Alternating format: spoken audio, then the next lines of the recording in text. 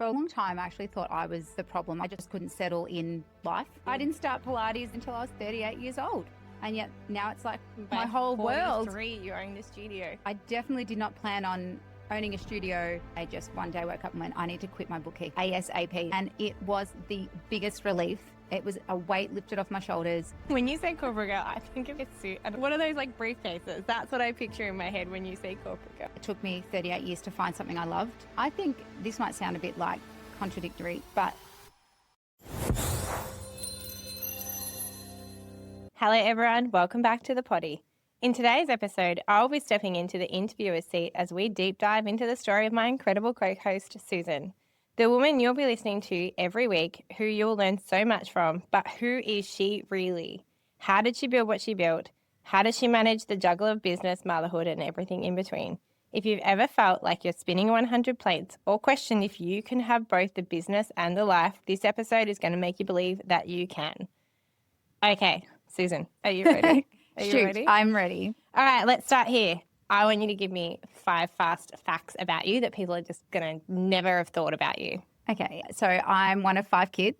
I grew up in a very tiny house, so there were 7 of us. I'm the 4th in line. So you're like the middle child. Sort of. So I always had people around me. Our life was very busy, very loud and chaotic in a house of 7, I would imagine. It was, and it was like 10 squares. So I'm talking tiny house. People on top of each other. Lots of people. Just know the deepest, darkest secrets about your brothers and sisters. There was no secrets. So yeah, that was my childhood. Because of that environment, I really loved having people around me. I like noise. I know it probably sounds really weird to say that, but it just gave me comfort being around people. No, I get that. I totally get that. And I think you and I have done this before where we actually love sitting at a kitchen table, not working together necessarily, working on our own individual projects, but just being in company of someone.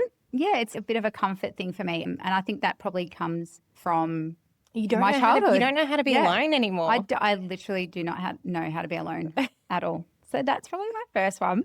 My second fact is I'm a mum of 3. One of my children was diagnosed with an autoimmune disease, so she has type 1 diabetes. That's a lot. Yeah, it's pretty heavy. Because of her diagnosis, it's shaped the way I see health and well-being. I think being in the fitness industry for me has been a bit of a blessing, being able to help her with that and how to live with it, because it is a lifelong condition. It doesn't go away. And I think just on that one, people don't realise how big of a deal type 1 diabetes, and I know this isn't a podcast about type 1 diabetes yet, but I don't think people realise how big of a deal it actually is to have a child with type 1. Yeah, it's massive. I didn't even realise. I see, and again, people probably don't know this about you. You sometimes don't sleep at night because your child is up. Her alarm's going off on her pump, things happen, she's unwell, you will have to drop everything and go get her from school. Her alarm will go off, you're not with her. You've got to then text her to be like, don't forget to do this. There is a lot, I think, that happens for you that people don't see. And I think you're one of those people that do see it because you're with me so much, but it's a lot of maintenance. There's so much to do. There's a lot of monitoring, not just for me as a parent. I try to take the weight of it, and so does my husband. But Ella has a lot on her shoulders too. Yeah, so, it's a lot for an 11-year-old. Yeah, it is a lot. And for you. And it's new. So, yeah, but that's something that I throw in the mix with all of my changing lanes. Because, having 3 kids, 2 businesses, a podcast, let's have a child that needs 24-hour attention. Exactly. It is. It's almost like having a newborn in the house again. I actually heard that from a lot of type 1 mums, though, that it is permanently. It's like having a newborn in the house. It really is. But she is amazing. She's a superstar. She manages it well. She's only 11, but she's just all over it. Yeah. I'm very lucky. Good kid. Well, go you. Yeah, and I raised her. Okay, fact 3. So before all of this, I used to be a corporate girl. Do you know what? Because when you say corporate girl, I think of a suit and a little brief. You are not thinking of... You look like it's a gadget in my wearing a trench coat with like a suitcase. I did not wear a trench coat. What are those like briefcases? That's what I picture in my head when you say corporate girl, by the way. Oh, I think of Legally Blonde. Do you have a briefcase? Little pink suit and a little briefcase. But anyway, just on that, I started working full-time quite young. I was 17 when I started my first full-time job. So in our household, we were always encouraged to finish school, but there wasn't a big focus on uni just because we were a hardworking household. So parents worked hard. and I wanted to work hard and I wanted to earn money. I wanted to buy a house. But I've instilled those values into us, which was probably good. also like This in this is day why and age I and am. market and stuff like that. Yeah. That's probably what most parents probably need to be pushing their kids to do these days. Well, I bought my first house when I was 22. So I was pretty young, but they were those hardworking values that my parents and my older siblings, if I'm honest, put in to me. They instilled that into me. So I wanted to be like them. Yeah. So, so I did plenty of courses. I did this all alongside working full time. None of them really lit me up. My career change really happened in my late 30s. And that was the first time I felt happy. Like you. Yeah, I felt like it was for me. And funnily enough, years before that, I actually wanted to be in fitness, but then I had babies and path just didn't head in that direction. Life happened and didn't happen for me. And I thought that was it. And then I was like, I met you. Really? That's when it happened. I met you. And then I was like, I want to be like her. I want to be in fitness too. And then as we spoke about last time, you encouraged me to go do the course. And I was like, yeah, cool. And then I did it. So, I didn't start Pilates. This is just another fact until I was 38 years old. And yet now it's like my whole world. 43, you own the studio. Yeah. And then I definitely did not plan on owning a studio, becoming a manager, doing any of that stuff. Yeah, you didn't even want to be the manager. Like I said no. You did not want that role at all. That was a fact that you had said to us, that you did not want to be that. It was only that there was a point where you were like, I want this role because things needed to happen in the studio, and you're like, I know I can do it. Yeah, I think the passion of instructing, I was worried that being in a management role would take away the love of passion. Yeah. And I didn't want the responsibility at the time. How's that going for you? Yeah, I know. And now, things are completely flipped. But I actually have always been in management roles, funnily enough. And I think maybe that's what turned me off. And then, I didn't want to lose that passion. And then luckily enough, when I did step into it, because I did want to improve the studio, I did want it to be better, it all worked out. And you also didn't want to own the studio either. I remember that conversation. You were like, no, I'm not going to buy it. You know what? To be honest, it was more about feeling too old. So even at 38, becoming an instructor at 38 was really quite challenging, because you're talking like most people that go into fitness when they're in their 20s. Yeah. Even earlier. I was that. Yeah. Yeah. So being 38, there was that feeling of, am I too old? The I wasn't imposter even syndrome. at my peak fitness. I Yeah. probably wasn't even at my fittest. But I reckon I was the same. Even at 21, I was not at my fittest when I got into the fitness industry. You become your fittest in the industry. I felt like I wanted to be better. Yeah. And I suppose that goes back to being inspiring to other women, even more so in my age category, or even the younger girls looking up to someone going, I want to be like her. Yeah. Yeah. So I wanted And to be. life's not over when I'm 38. No, it's not. Don't say that now, because I'm 7 years older than that. So yes, it's definitely not over. Yeah. My last one is that the two businesses that I have now, I brought them or acquired them, created them in my 40s. So purchased at 43, created the Pilates Retreat Club with you at 44. Yeah. So both of my businesses came later in life, and I feel like I'm better at them because I've had more life experience. So I feel like people are more interested in me because I've lived. Yeah. I feel like I bring a little bit more life experience. Yeah. I've had kids, I've had babies. Trustworthiness is there because you have got the life experience. So people, but then at the same time, you're also not past it. You're still in it. You're not a 60-year-old trying to give advice to a 20-year-old. No, that's right. And I think people can take advice seriously from me. I'm particularly perimenopausal, so I can relate to people from that perspective. Do you snap at people? Do I get snappy? No, but so I feel like that the value that I bring in all of the aspects of what I'm doing, and I'm hoping that's what we bring here. There's something that's been sent to me so many times about Vera Wang. She didn't start until she was in her 50s or something like that. J.K. Rowling, she was like 40s or 50s. It was like a list of all these people that didn't start doing what they're doing and what they're famous for until their 40s or 50s. Yeah. So people think that like you're expired if you don't do it before a certain age, and it's so not true. We're just getting started. I know, and I had that mindset. I absolutely had that in my 30s. Yeah. Now I've flipped the script and I do not have that mindset at all, and I'm 7 years older. I feel like I had that mindset in my 20s where I was like, if I don't do these things by the time I'm 30, never going to happen. Yeah, and life I hadn't even done anything over. before I was 30. But you didn't realise life was just beginning. And so it really is what you make it. 100%. So, they're my 5 facts. Okay, quick pause. Because if you've been feeling like you need a reset or a night away, this is for you. We've just released something really special, our Yarra Valley Retreat one-night escape designed to help you switch off, move your body and feel like yourself again. Think Pilates, bar, boxing, pickleball, which honestly I'm really excited for, wine tasting because we are in the Yarra Valley, plus a practical nutrition session with me. There's even the chance to have a nutrition one-on-one appointment with me. And I'll be running a journaling session to help you get clear on what you actually want and maybe resetting your direction. You'll wake up at the beautiful Balgownie estate to the most delicious breakfast, after our morning Pilates workout that is. It's one night but designed to feel like you've been away for a week. Short but exactly what busy women need. Spots are limited, so head to thepilatesretreatclub.com.au to book your place. We would absolutely love to see you there. Okay, tell me what you were doing 10 years ago. All right, so 10 years ago, I was a stay-home mum. So I'd been home for around about 6 years. Ella, my youngest, so my third child, was 1. I needed to do something. So I did, I'm talking like from sewing courses to bookkeeping courses. I did it all. I cannot picture you doing your sewing course, by the way. I know, I'm definitely not Can you Susan still the sew? homemaker, but I am actually really good at it. Are you? Do you have Okay, a sewing machine? So this is bringing another fact into it. This is my 6th fact, even though you asked for 5. I did a sewing or dressmaking apprenticeship while I was a stay-at-home mum to learn how to sew. I just wanted to do it, so I did. Do you still sew now? No. Do you own a sewing machine? I do. I've got a very cool sewing machine. Where is it? It's in a cupboard. Yeah, we I also get it have an out. overlocker. Do you know I actually have an overlocker? But it's in a I can't cupboard. imagine you having one, and I guess I'm Wow. guessing you inherited it from some. No, I brought it. You I brought it. overlocker? So here's a fun fact for you, even though this episode is not about me. In year 11 and year 12, I did a textiles fashion TAFE course. Oh my God, I did not know that. Yeah, see, Yeah. there you go. See, We'll unpack that in the next more episode. aligned than Yeah, we even know. I know. How about that? So So other than your sewing career and being a stay-at-home mum, what were you doing? I was balancing being a stay-at-home mum with, obviously I had the 2 boys at school. So I did the bookkeeping course.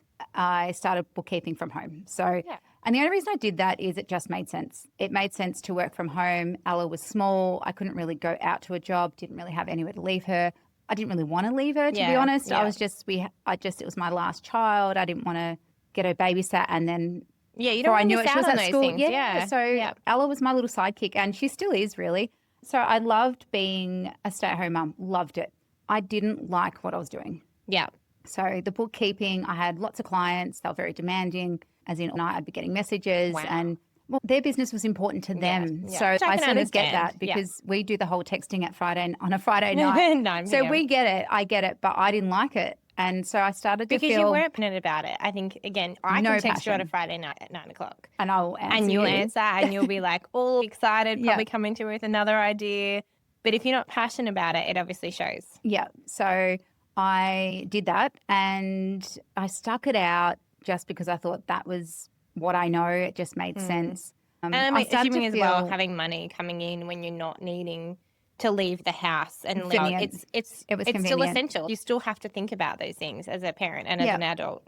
Yeah, 100%. The only thing I did feel was distant. I felt a little bit isolated from the world. Because Yeah. I was at home, I was working, I was doing all the mum duties, Yeah. cooking, cleaning. I could stop. There's not that distinct space between like, No I go to separation. work, Yeah. I leave work and I'm home. Yep. And so on top of that, I also do bookkeeping for my husband's business. So there was just no stopping like where work began and Finished. life finished and Ella waking from sleeps and that sort of Yeah, stuff. it's hard Um, working with a baby at home. It was blended. My life was just all blended into one.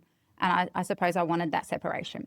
It had been 6 years I'd been at home. I ended up doing that for a few more years. And I think when I started Pilates as a member, so I started doing Pilates, that's when it all changed. Yeah. And that's when, I had my sort of turning point. What was it that made you change lanes? And why that lane? Like, why Pilates? Okay, so it wasn't really one big moment. I think it was a build up over time. The truth is, when I look back at all of my jobs, and I say that look back now as me today, I never really felt at ease in any of my jobs. I was always looking for the next Thing. promotion Yeah. or the next step or the next course or a different department to work in. So I was always looking for more from that perspective. Yeah. Everything I did at the time made sense though. So it's just like I'd done this course, I'd there was done a that course. It practical supported. reason behind it. It didn't necessarily mean there was passion, but there was practical. It was elements practical. to it. I'd done Yeah. a course that supported that job. So that made sense. or the promotion that I got offered made sense because I was now doing the next course, which was a management course. For a long time, I actually thought I was the problem. I was like, I just couldn't settle in life, in my work. I just couldn't settle with one thing. If you spoke to my husband, he'd be like, she just is chopping and changing all the time. He'd be like, I don't even know where she is today or what job she's doing. Still says that about you. Probably still doesn't know where I am. But yeah, so I felt like I was just sticking it out all the time. Yeah. So I think when I started to feel that disconnect is when I started to feel like the lane change needed to happen.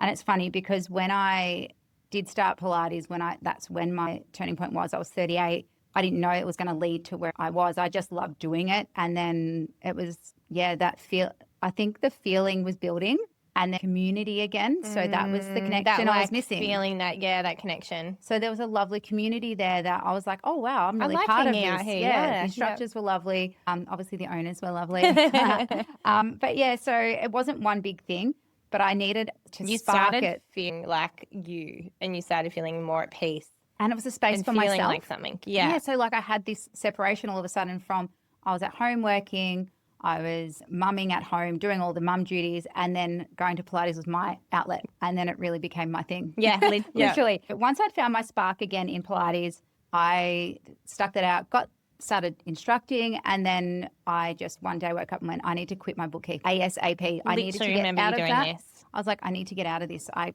don't like it. And it was the biggest relief. It was a weight lifted off my shoulders. I'm now tied to this thing that I despised. I didn't like it. Yeah. I just didn't like being behind a computer all the time. I don't even know if it was that necessarily because I still use my computer all the time for work. But again, you're passionate about it. It's different. So weight lifted, and then I was able to solely focus on what I was passionate about. And I think that's when the ball started rolling. It just started snowballing into this bigger thing that I didn't expect, but happy to go to work. I don't think I'd be going to work until I started instructing Pilates and being around women and being able to help them. And it was just that connection. And that, again, that's the reason I still work for you, is because I couldn't leave the people. I love the people in the studio. I love that feeling you get teaching that class to the people that love coming to your class. And they come for you. That's the thing. They come because you're their instructor. And they've got a connection to you. Yeah. As much as we have one the other way. So yeah. So that's probably my main reason of why I changed lanes. It was a feeling. If I was to put it into one word, it was a feeling. Yeah. It was something inside me that I just felt and I knew it was there. It was just knowing what I had to do with that.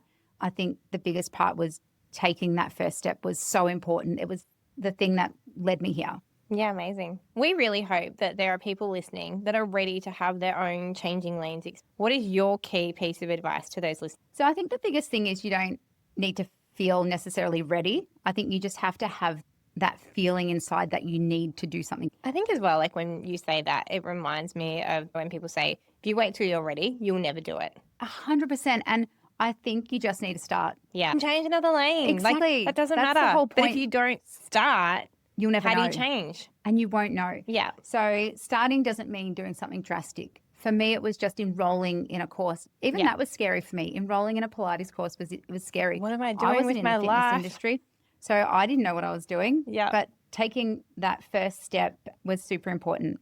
I think don't overthink it. Just do it. Yeah, I love that. That first step. Yeah. Yep. I think do something that you love. It took me 38 years to find something I loved, which is okay because that's not too old. It's never too late. It's so 38 is not old. I will put that out there right now.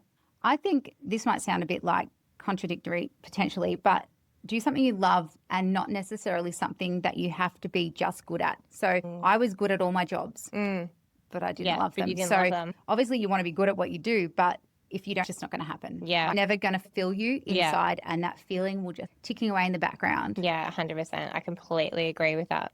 If you wait too long, you'll definitely psych yourself out. The other thing. That is so true. Again, that comes back to that. If you wait till you're ready, you'll never do it. Yeah. Because I don't think that moment will ever come in your mind. And again, we are like creatures of habit where you overthink everything. And I think you put the worst case scenario in your mind and you blow it up in your mind. But see, and you're right, we always go to that worst case scenario, but what if it does work out? What if is it's the best case scenario? Exactly. Yeah. The other two things I would say is it doesn't have to look perfect right away. Yeah. It doesn't have to be perfection. In fact, It can be. Yeah, so when I started instructing, it was actually really hard for me. I had to get babysitters in to watch the kids. It was really tough. I had Hard an work. early morning Yeah. shift. I had small children. They all needed to get to school. It doesn't have to be perfect. And the Done is last thing better than perfect. Done is it, always better than perfect. And exactly. I've seen that as well in listen to other experts that have said the same thing. And again, if you wait, if you're so happy with your outcome or if you're so amazed by it, you've probably waited too long. Yep. And then the last thing I would say, and the biggest one is, and I've said it about 5 times already, is it's not too late. Yeah. It's not too late. No. It is too late. If the passion's behind you, I think that it'll just all work out. And I think that maybe you don't even necessarily know exactly who you are until you hit a certain point in life either. So if you think you know who you are at your late 20s, 30, Have a couple of kids in the mix and you're a different then you person actually again. figure out who you are. Yeah, Yep, definitely. yep. So I think that's why it's never too late because you probably haven't even worked out who you are until you've late I think 30s. all your experiences make you who you are Yes. throughout life anyway. Ab- It can happen at any time. So Absolutely. if there's anything that you take out of this, I would say I hope you got a little bit of inspiration to make a change or take the first step at minimum. I think there is so much here that people can really sit with and be inspired by. So thank you, Susan, for sharing your story with not just me, but with everyone listening. And I can't wait for next episode because I will be interviewing Rach where you'll get to learn more about Rach. Yes, you will. I'm looking forward to this. Well, me too. Let's flip the script.